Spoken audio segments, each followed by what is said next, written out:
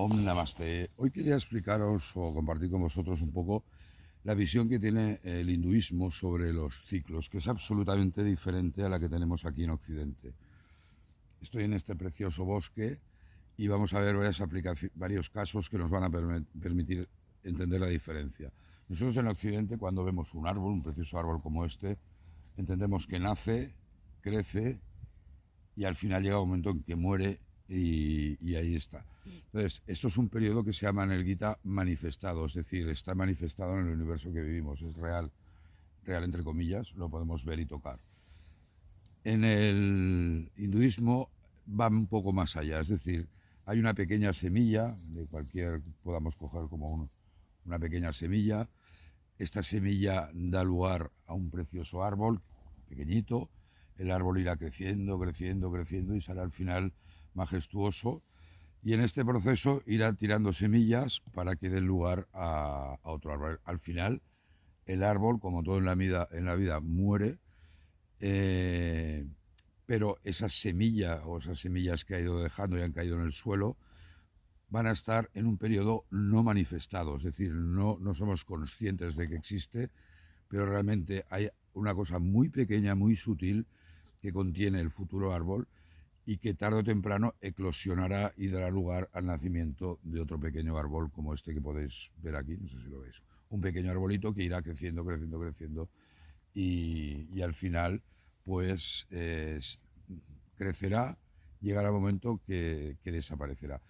Todo eso, ese concepto de que no es que sea algo, un proceso inicio-final, sino que son ciclos y ciclos y ciclos y ciclos interminables, eso es una de las bases del hinduismo y eso hay que extrapolarlo a todo, al universo, a la tierra, a los hombres, todo tiene un proceso similar de periodo manifestado muy burdo y un periodo no manifestado que es muy sutil.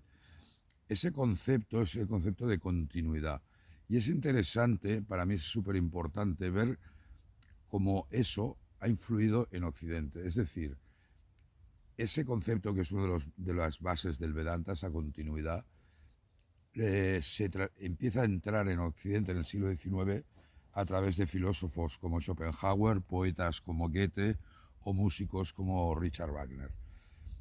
Esos filósofos, esos pioneros,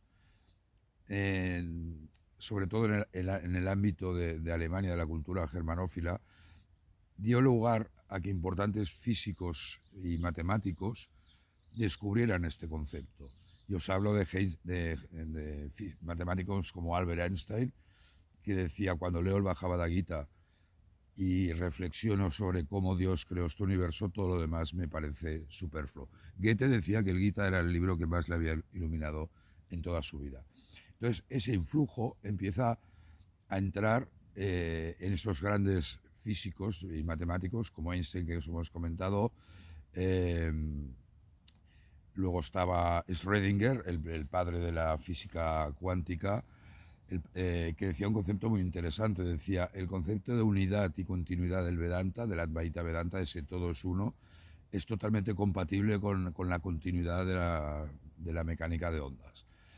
Y luego otro caso que me viene a la memoria es de Oppenheimer, que fue el padre de la bomba atómica, es el físico que lideró el proyecto para tirar la bomba atómica en los Álamos.